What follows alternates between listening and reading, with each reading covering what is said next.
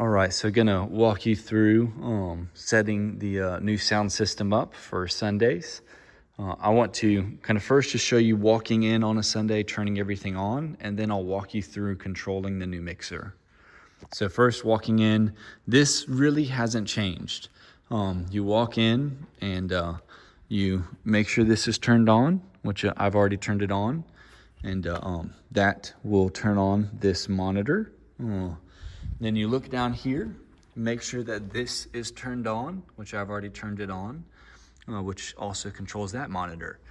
So everything downstairs is on now. And then we will go back, we'll go upstairs and I will show you the way the new mixer is set up. And then we'll come back downstairs to look at, different channel sets up and if you have, multiple guitars and stuff like that. But first, let's look at our new mixer.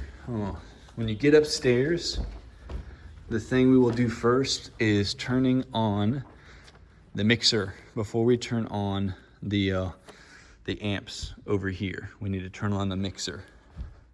The way you do that is back here at the very bottom. You have this button. You just press that and it will turn the mixer on. It takes a second to come on. But it will come on in just a second. As it comes on, you come over here and you can flip this switch on, which turns on all of your wireless mics, the receivers for your wireless mics and your amp. So it turns on the speakers. So mixer is now on. You have this pop up and you can just press OK. And this is the new mixer. First, I want to kind of show you what you will be using each and every day that you're mixing. And then I'll come on the back side and we will look at the different controls for the mixer altogether. But I want to start with what is most important for you when you are mixing on a Sunday. So mixer's on. You have your faders right here. These actually control the volume just like you used to have with the old mixer. These are your faders to increase volume up and down. All right, so you can see your channels are labeled up here. We have our microphones, which are your singing microphones only, mics 1 through 5. Then we have vocals, which I'll get to in a second. Then you have all of your instruments, and then instruments, which I'll talk about in a second. Then you have Eagle 1, which is Michael, Eagle 2, which is Ryan, and the pulpit mic. Now this is your first layer. All right, so all of these are the faders that you will use every Sunday. This is where you will spend most of your time. But you also have down here other layers. These switch to other inputs. So watch me click layer 2, B, layer B. Now if you noticed, all of my names changed and all of my faders changed. Most of these inputs we are not using at all. Some of them we are. Over here you can say Mac. You can see Mac. That is not me. That is the Mac over here. So when we play a video, that sound is sent from the computer to this channel, and it controls the Mac volume. You have HH14 and HH13. These are our handheld microphones. These will be used, they are right over here. These are the receivers for the handheld microphones, and these are the microphones themselves. If we have somebody doing a ministry moment or have somebody speaking down there at the altar with that's not Michael or Ryan, somebody needs to hold the microphone in their hand. Instead of taking one from the stage now, we will put batteries in one of these microphones and use them. So that's what those are for. They're wireless mics to use down there for a ministry moment or something like that. You also have aux, which when Bethany is playing music before the service, this is what you use to increase or decrease the music volume. All right, so once again, these are your faders. You have multiple layers. Layer A is where you will spend most of your time. Layer B is where you will spend time if you are having a ministry moment. You're playing stuff from the computer up here, or in the pre-service, worship music, ambiance music sound. You have other layers. Most of these we will not use very frequently. This layer C has your FX, which whenever Levi or somebody gets those set, those will stay pretty constant. But if you ever need to change an FX level, this is where you would do it.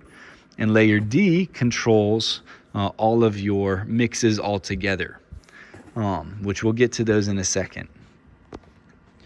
All right, so that's layer D, controls all of your mixes. Your mixes are all over here on this side of the panel. All right, let's go back to layer A real quick though. As you can see, there are some buttons at the top. The one that's lit up, you would know what that is right away. That is the mute button. If you click on unmute, it will turn the light off, and that channel is now live. It's hot, so it will start to pick up an input. Press mute again, it mutes it all. The next thing is this one that says cell. That means select. If you want to do something with that channel, you press select. And if you notice, it changed my screen up here. It brought up my processing screen for this entire channel. The processing screen shows you whatever you have selected. It shows you all of the various components for that. So over here you can see if you wanted to control the frequency or the EQing, you can click on the EQing and switch back from those things. If you want to control the gain, this is where you would control your gain. When you want to control your gain, you click on the gain button, and then you use this little knob right here to increase and decrease your gain. You see it going up and down? Okay. This is where all of the controls for a channel are, is here.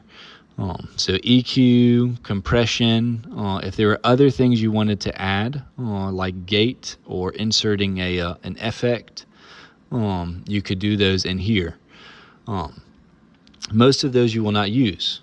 I want to reiterate, the most important thing for this screen right here is you clicked select to change which one you have, and then you click processing. Oh, now it's not going to do it. Oh, got to select one, and then processing, and it brings up all of the processing for that channel, which includes your gain. You use this knob to turn your gain up and down. All right, whenever you're done, you can just click the select button again, and it will deselect whatever channel you had selected. All right, so like I said, this is where we are spending most of our time. I want to talk about these channels before I talk about our different mixes.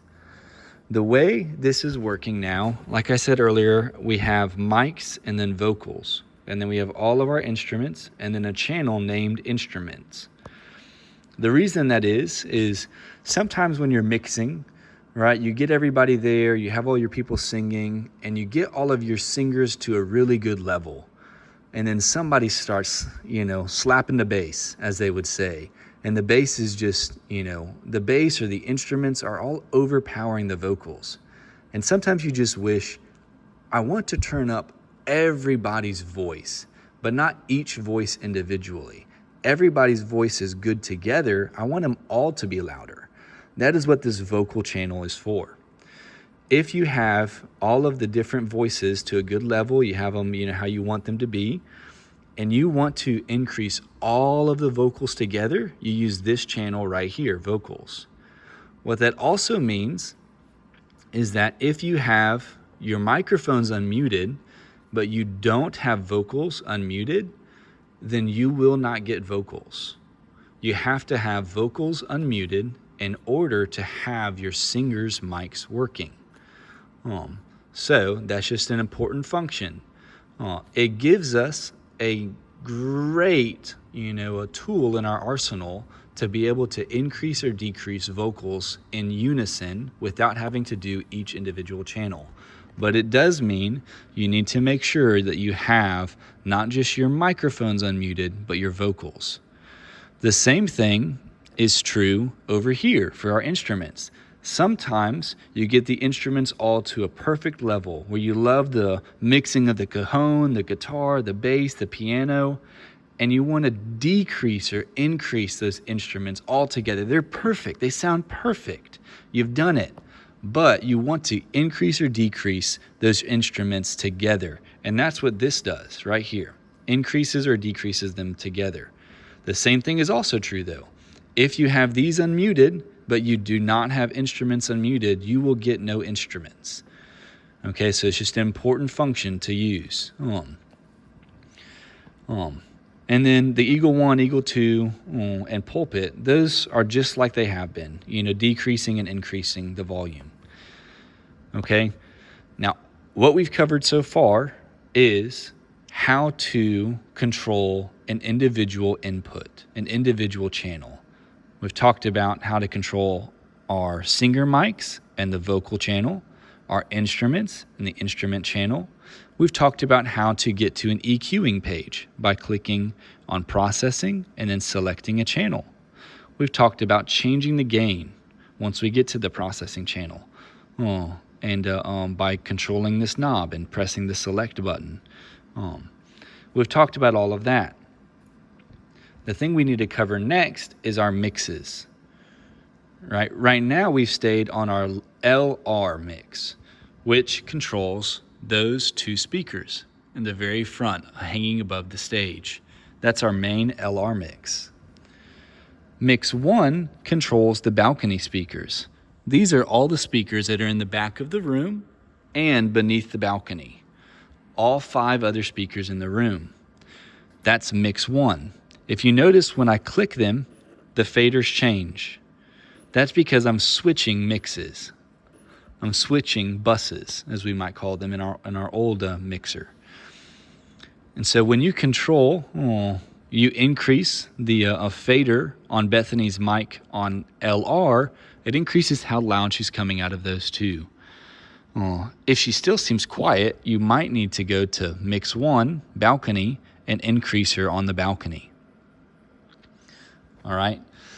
The next mix we have, so that's mixing in here for our the congregation. You have LR and balcony.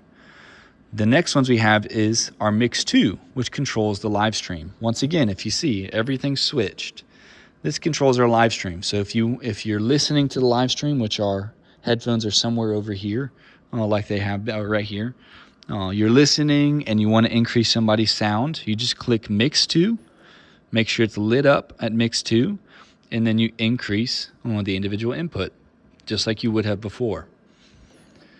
The next one, mix 3, is stage. It controls the monitor down there on the stage for the singers and instrumentalists playing.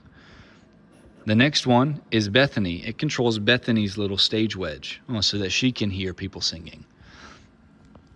If you ever have a question of which one you are on, right? So say you're on mix 4 and you know that controls something, but you can't remember which one is Bethany, which one's the live stream, which one's the balcony. You can look at this screen up here at the very top. You will see, if it can hone in, on the top left, it shows you which input you have selected. Right now I have input 1 selected. So on the top, it shows that, top left. The top right shows you which mixer you are on.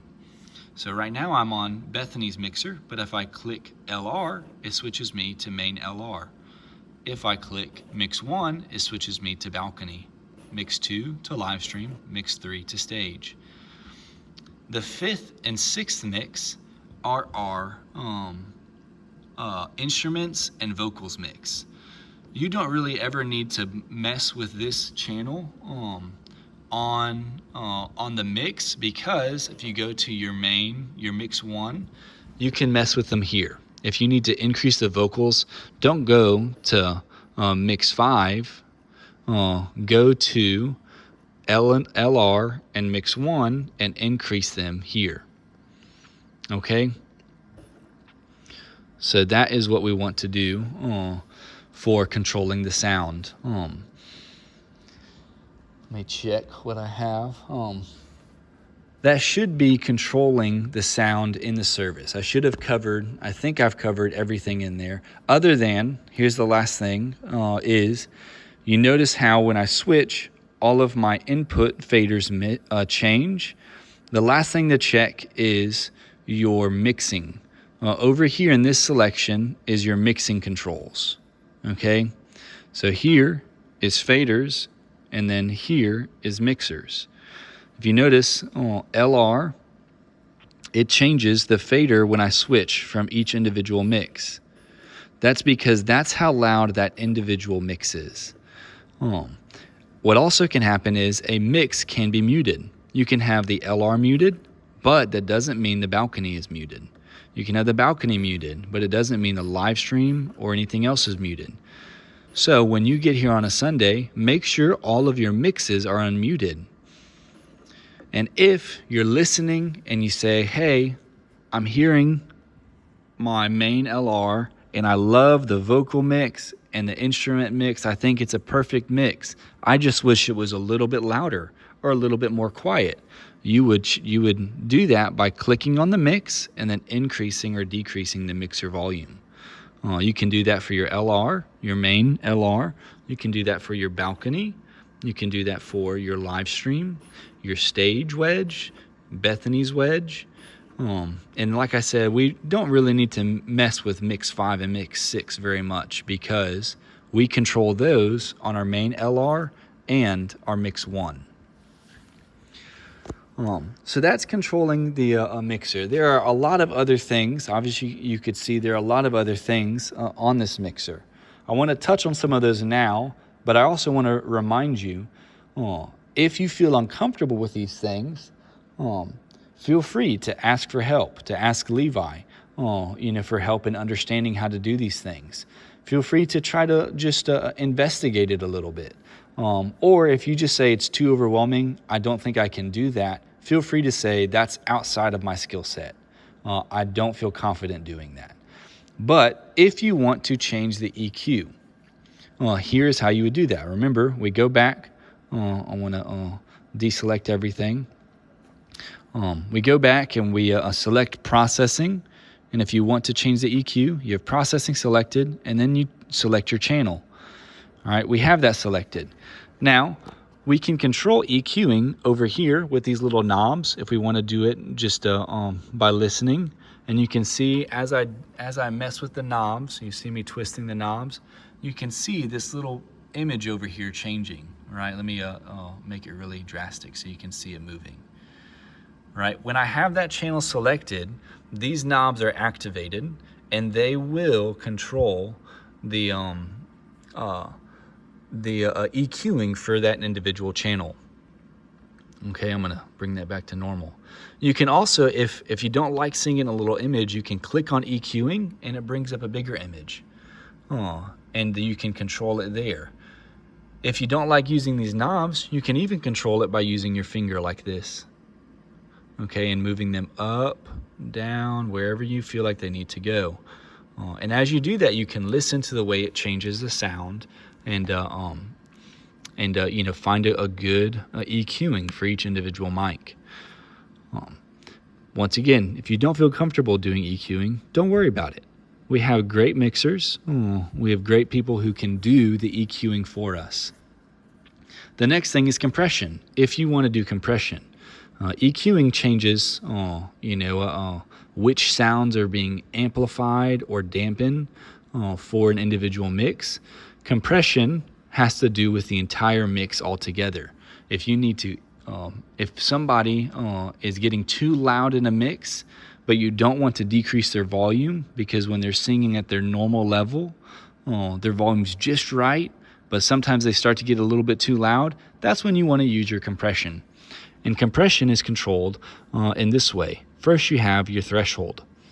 You can click on that and then use this to decrease it and increase it. The threshold controls when does the compression begin. All right, the ratio controls how aggressive is the compression. At what ratio does it compress? The attack controls how quickly the compression kicks in. All right, so that's how to control the compression. What the compression is it decreases once you hit a certain loudness threshold. The compression will start to kick in and will decrease how much louder that input can get.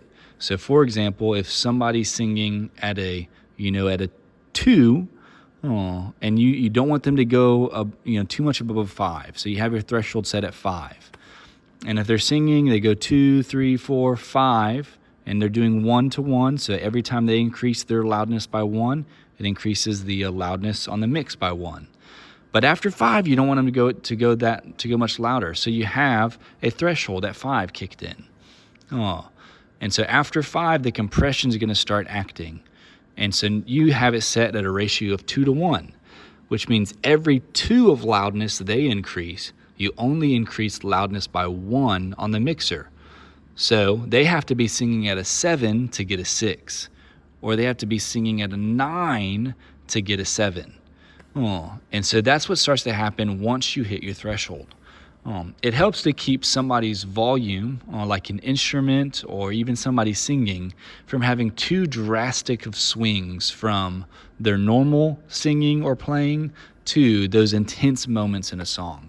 And that's when you would use compression. All right, well, that's the mix altogether, all of the big parts of a mix.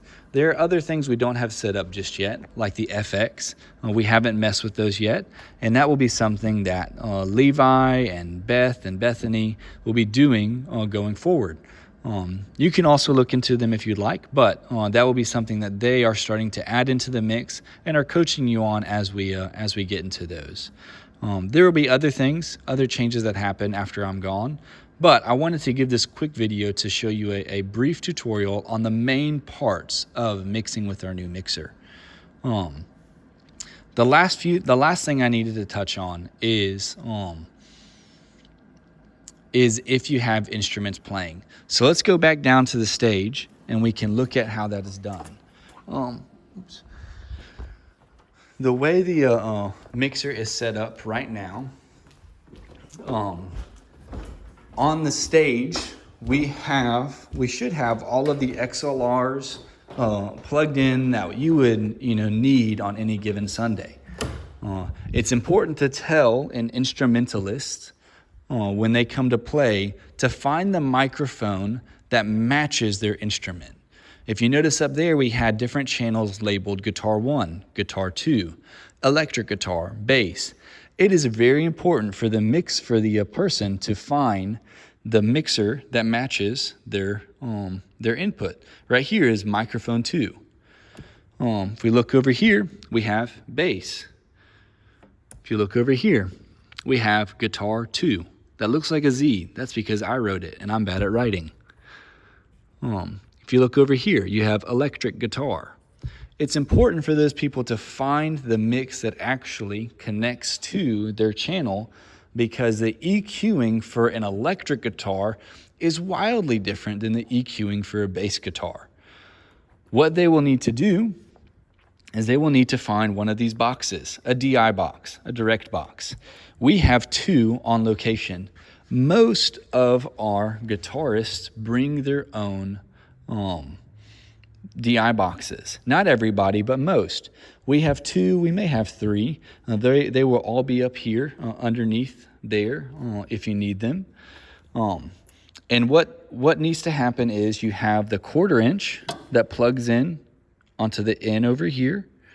And then you have an XLR that you will take and you plug in to here. I can't do it because I only have one hand.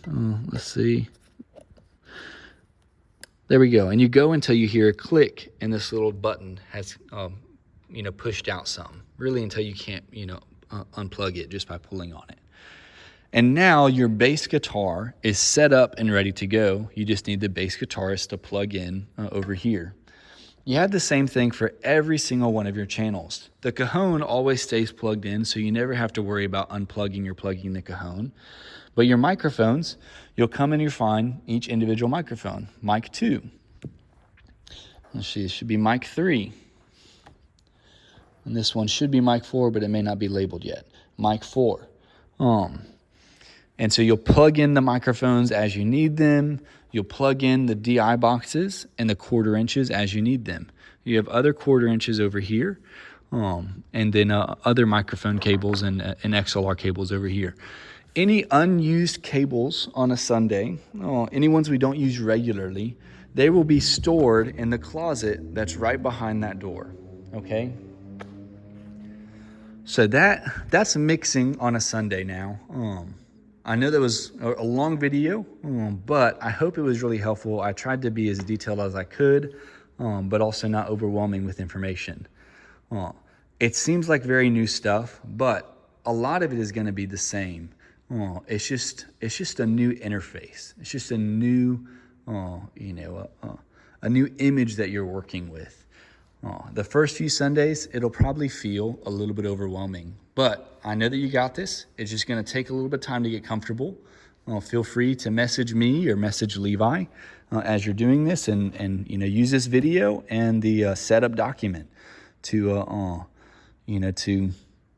get yourself through the Sundays until the new mixer becomes a little bit more natural. All right, thank y'all.